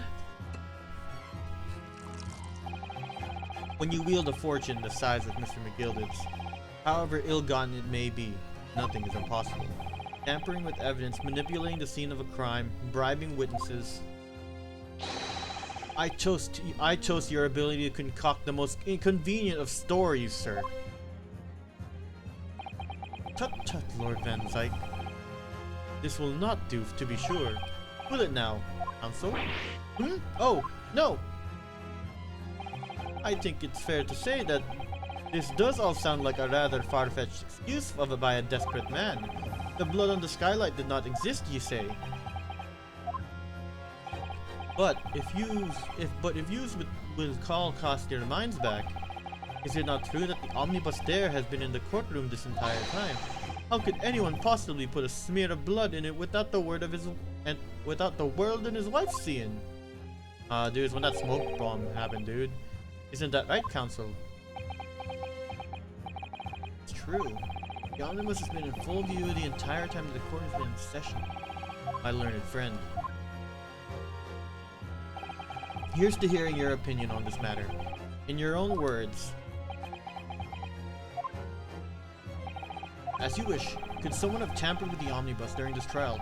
If you're asking me, I think it could have been possible. Yeah, I'm like both defending and attacking this guy. Like, what the fuck, dude?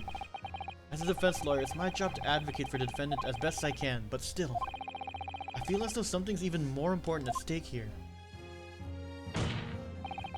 There's no evidence to suggest that the defendant did as my learned friend suggests. However, in terms of having the opportunity to carry out alleged tampering, there is one possibility. Oh?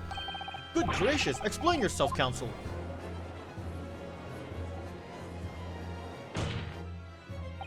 Yes, there is. Seems my learned Nipponese friend has no intention of running from this deceit. Deceit? I'm sure everyone still remembers clearly the recess we were forced to take. As a result of the smoke grenade fired by the witness currently standing in the stand, Mrs. Gina Lestrade. Dang. What's going on? Be careful, Mr. Naruhodo. You cover your face. Bailiff, don't let the accused escape. Secure the omnibus. I hereby call an emergency recess. Bailiff, ensure the defendant is in custody and clear of the courtroom. The courtroom was filled with smoke. Everyone was thrown into confusion. All of us were made to leave this chamber. In that brief interval, under the veil of smoke and in all the chaos, it could have been possible to steal inside the omnibus.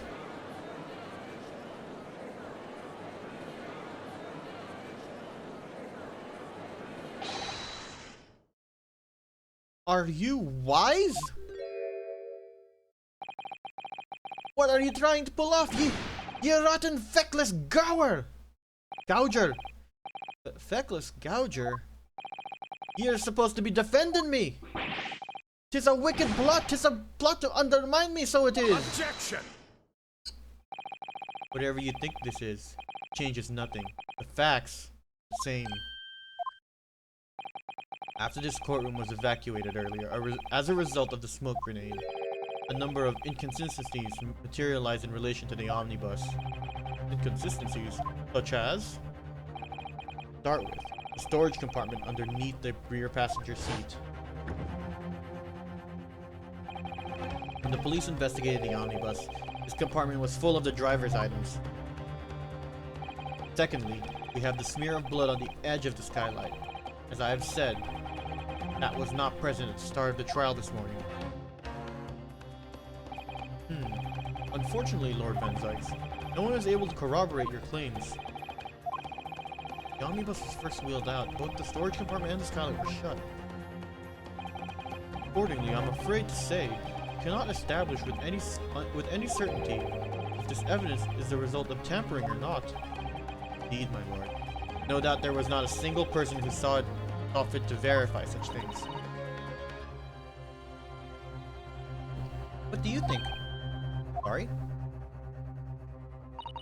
About the omnibus? Is there anything else unusual about the omnibus? Oh man. Well, let's take a look. What? Did it always say Phoenix Wright Omnibus here?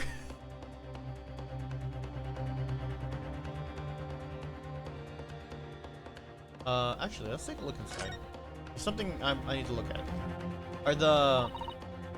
Is the things for the event still, the posters for the event still there? That's still there. That's still.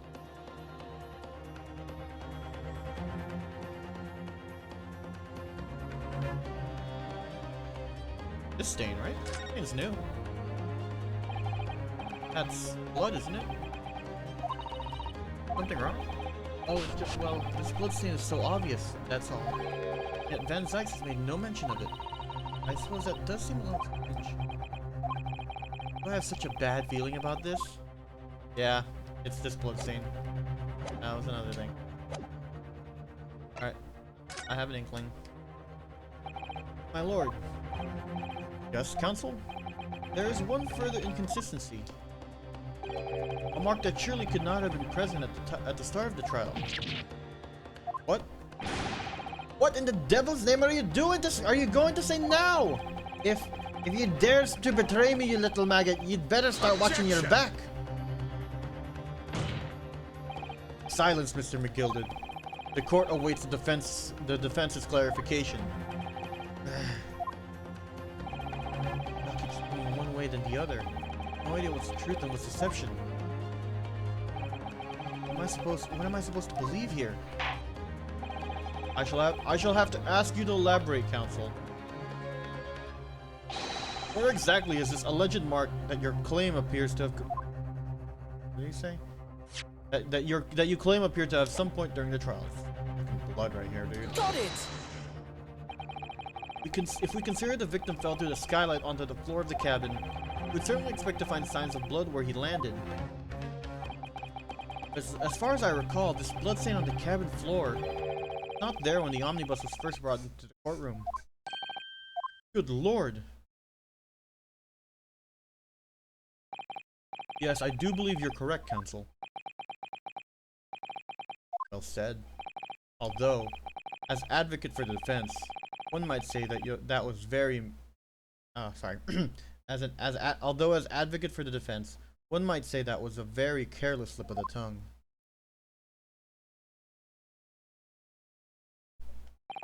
I believe that the bloodstain on the floor is a decisive piece of evidence. But if the question is whether that evidence is genuine or whether it was unlawfully fabricated by someone, I feel compelled to admit that there is at least a possibility that the evidence is fake.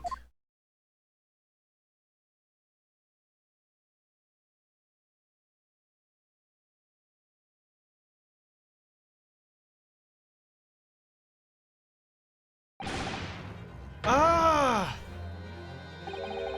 This trial is over. Mr. McGilded? I've done everything I possibly can to cooperate in the court, but it is all over now. But you're the defendant. 'Tis over, I tell ye. Dude, he's mad. Memory, recollection, what people think they saw. 'Tis all nonsense. Facts are what counts, and the fact is that bloodstain is there now. Well, all over the course of this desperate trial, long and extremely drawn out as it has been, that good-for-nothing Reaper of the Bailey has failed to present any decisive evidence at all. I am scandalized, so I am. I thought better of Lord Van Zykes. Well, my lord? I must concur with the defendant. The unaffirmed recollections of an individual cannot stand as evidence. As at this moment in time, the particular bloodstain in the question very much in existence, and in the absence of any credible method by which to prove its alleged previous non-existence, I regret to say that it would be improper for this trial to continue. Your lordship can't be serious. Lord Van Zykes, what is your position? Prosecution, my lord, has no further witnesses or evidence to present. Very well. In that case, as I believe we have explored every possible avenue in this matter, I shall proceed to my abjuration. As a formality, I am of course obligated to confer with the defense as first. Formality. As things stand at the moment, it would seem Mr. McGilded would be found not guilty. Yes. Which would mean we've won. Is that really the right outcome here? Is it really alright for the trial to come to an end now? All these unexplained inconsistencies? Counsel of the defense, your closing statement, please.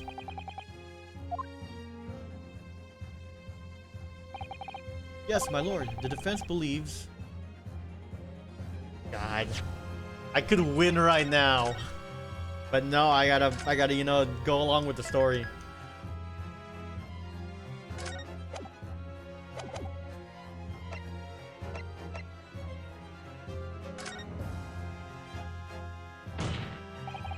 I am here in this courtroom today to advocate for the defense of my client, Mr. McGilded. However, at this moment in time, I cannot in all good conscience attest fully to the defendant's innocence. What are you saying, man? Without any question, there is no conclusive evidence to prove the defendant is guilty. However, There's also no conclusive evidence to prove that he's innocent. Good. Good gracious to me! Damn, we just fighting this guy, huh? Order! Order!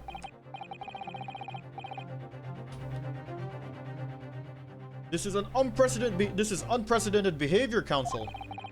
A defense lawyer calling the accused's innocence into question? Are you sound of mind?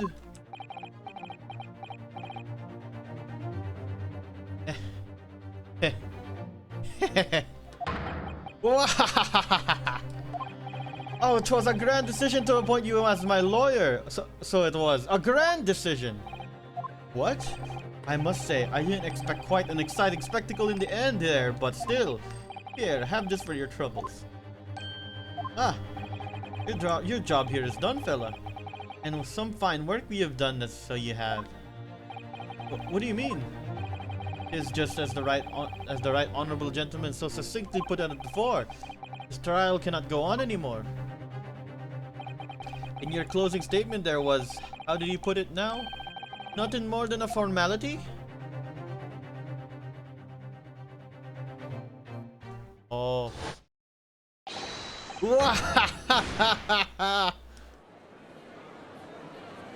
Dude needs to wait for a verdict before he bursts into laughter or something. I really don't know what to make of all this. Was that evidence we've seen genuine, or was it fake? His lordship would be fuming. Any unsightly rubbish should be disposed of promptly, as I said.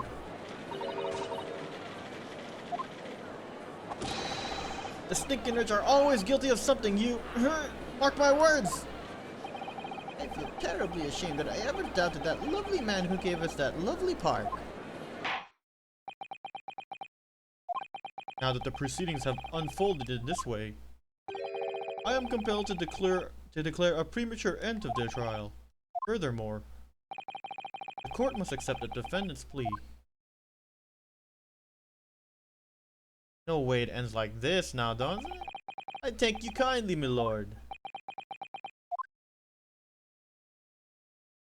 I hereby pronounce the verdict of this court.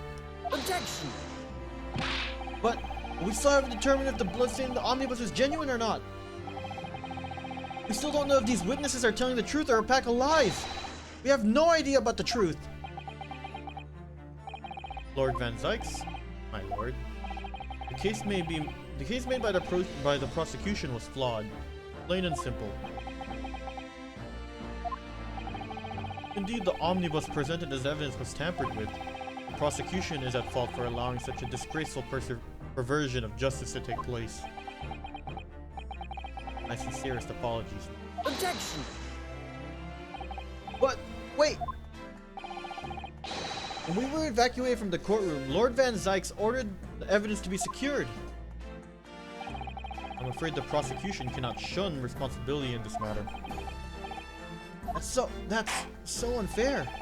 The culpability of the defendant has not, at the present time, been established by the court. Consequently, the jury will not be required to proffer judgment. What? What? Well, Lord Van Zykes, it's been a pleasure, so it has.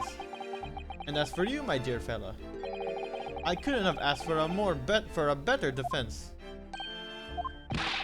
Do you mean to tell me this has all been a grand waste of time? It is the law of the land, my good man. If you'd like to pursue this matter further, we can always go ahead and try to change the law. Magnus begilded. Good grief, you've more to say to me, have ye? Just one thing, a warning. This is far from over. Well, something to be looking forward to then.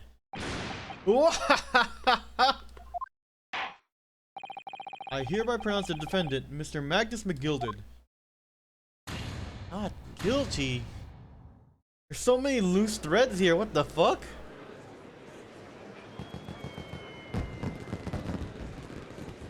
Imagine there was confetti and fireworks like that whenever there's a non-guilty trial, a not guilty verdict in court.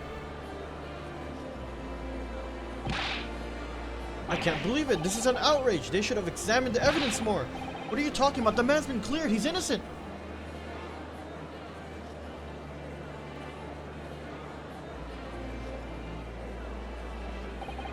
At the courtroom in pandemonium for the second time that day, the judge delivered his verdict. The first ever trial in Great Britain came to an abrupt end. The defendant being found not guilty. Ostensibly, victory for us.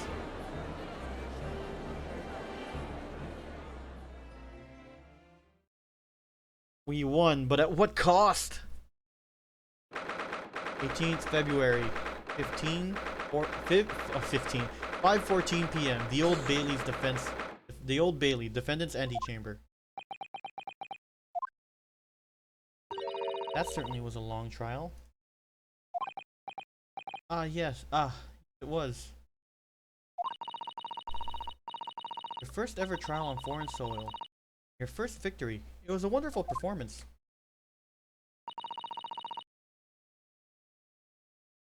My heartfelt congratulations. And to you, Miss Susato, thank you for your assistance. I suppose we should be happy. Trouble is, I'm still completely in the dark about what actually happened. Well, we didn't have enough time. Isn't it wrong? I mean, who was actually responsible for Mr. Mason's death? You don't even know that. The whole aim of the defense is to obtain a verdict that exonerates the defendant. Carried out your duty to perfection.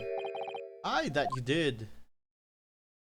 Mr. McGilded.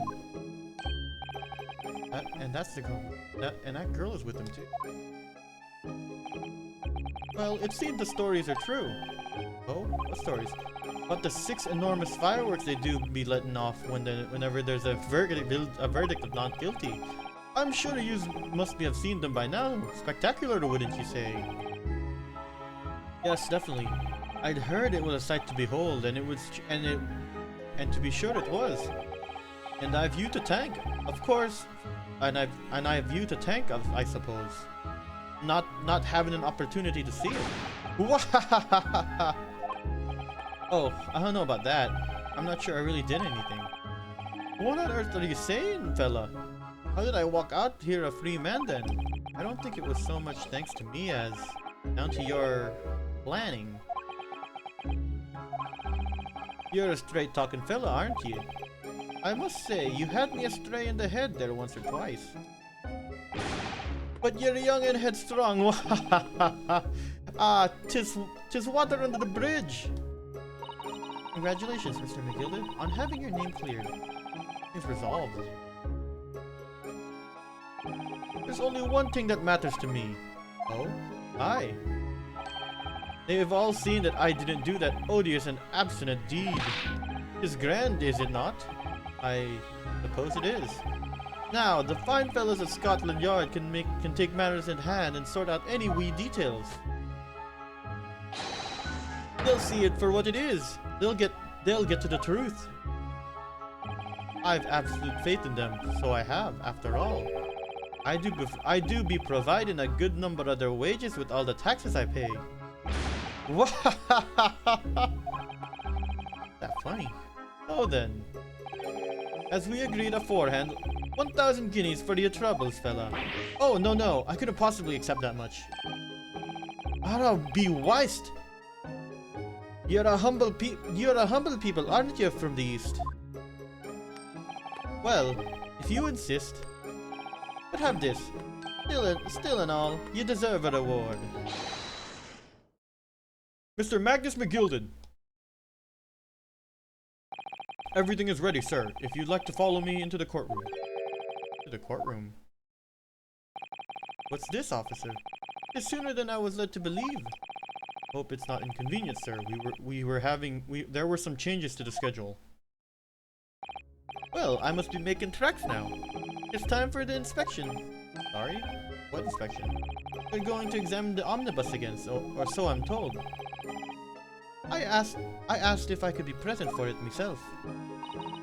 Going to examine it again? Now?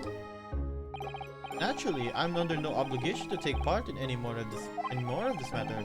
But an upstanding member of London society, I do be doing my best to help where I can. It is a gentleman's duty, so it is. So then, fare thee well. 'Twas an absolute pleasure meeting yous. I hope you have a whale of a time here while you're studying here in Great Britain. And there he goes. Hey man. Oh, I forgot you was here too.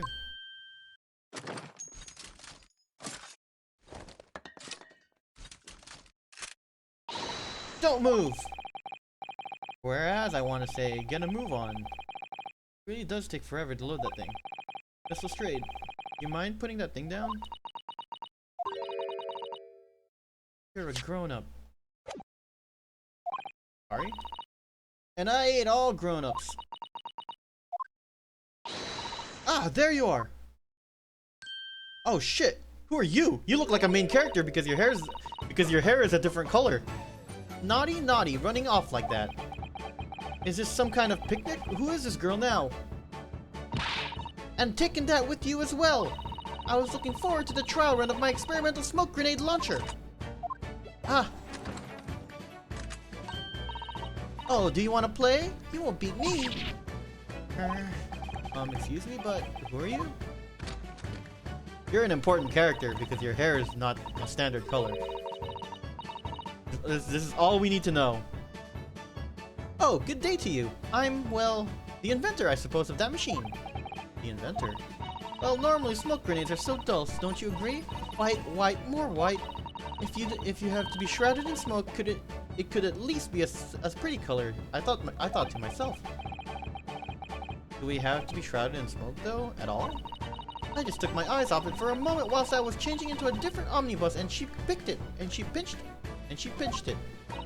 Luckily, I fitted it with a telegraphic beacon. What's it? What? I have no idea what this girl's talking about. Anyway, you're coming with me now, back to my laboratory. What? What for? To apologize, of course, silly. To my technician. What? You mean say sorry? You must say sorry when you've done things wrong. Surely an adult has told you that before. An adult? I don't listen to no adults.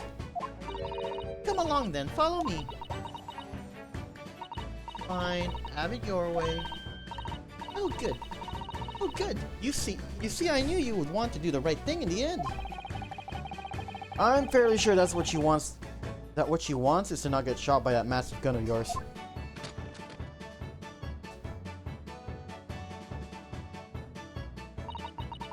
You'll be leaving now then. Bye bye. I'm so sorry for all the fuss. A lively one. Well, think perhaps we ought to be on our way now too? Yes, you're right, but where to? Oh, we haven't had the time to find a place to stay. The sooner than we arrived in London that we had to rush here. All our traveling cases are still with the bailiff. I was originally planning to spend the day in search of lodgings, but at this late hour in the day, I'm afraid we may be out of luck. Don't worry though, I have a plan. If worst comes to worst, I've heard of a lovely park where we can spend the night. Please tell me you're not thinking of McGilded Park.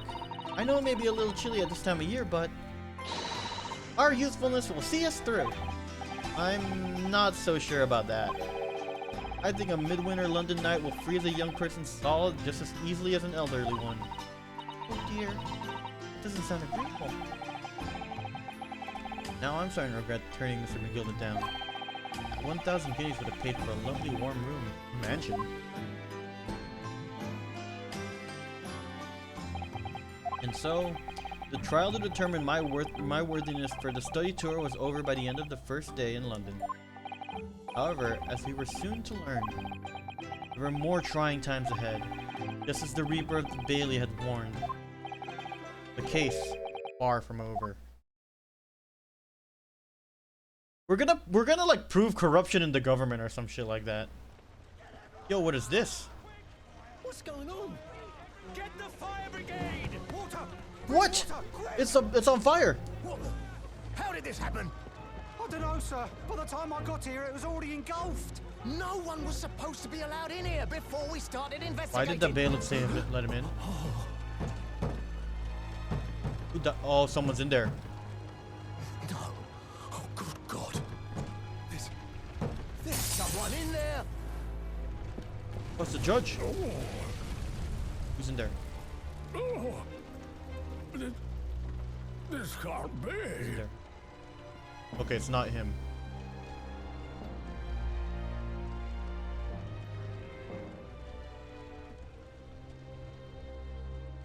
Someone set it on fire. What?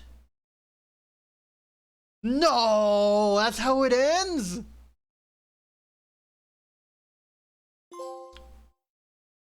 Who the fuck set that on fire?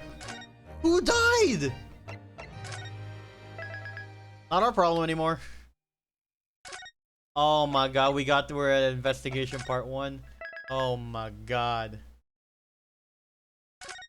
Well, we're gonna call it at that, dude. We beat the game. Well, not beat the game. We beat the case. Technically speaking, I feel like I was left wanting more by the end of that case. But I guess that's part of the appeal of it. I guess it was pretty good. It was a very good middle case. Was he actually guilty? Fucking fine, no. He might have been the one inside the carriage for all we know. But we're gonna go ahead and call it there. Maybe we'll find out more in the next case. But yeah, I'd like to thank. But in the meantime, I'd like to thank my good friends Chewy for being first, and because I didn't say so last time. Also, thanks for the follow to Great White Girth for following me from playing Jump King. Good times. But before we head off, we have an outro.